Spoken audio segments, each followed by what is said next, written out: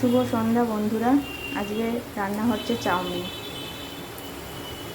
আলু, পেঁয়াজ, গাজর, সব রকম সবজি, লঙ্কা দিয়ে ভালো করে তেলের উপর ভেজে নিলাম। আর তার মধ্যে একটা ডিম ফাটিয়ে দিলাম, দিয়ে হলুদ আর একটু লবণ দিয়ে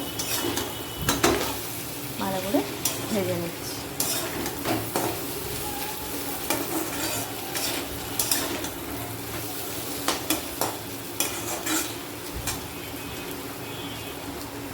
আর এদিকে চাউমিনটা ভালো করে সেদ্ধ করে নিচ্ছি। ভালো করে ফুটছে, সেদ্ধ হয়ে যাওয়ার পর ম্যাগিটা জল ঝরিয়ে নিচ্ছি ছাঁকনিতে।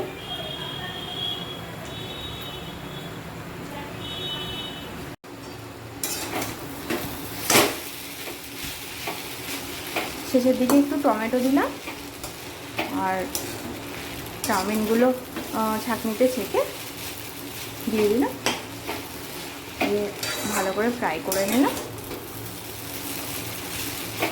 রান্না রেডি।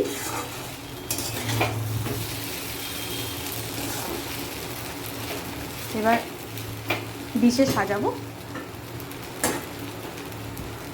দেখতে থাকো বন্ধুরা। দেখো বন্ধুরা, রান্নাটা রেডি হয়ে গেল,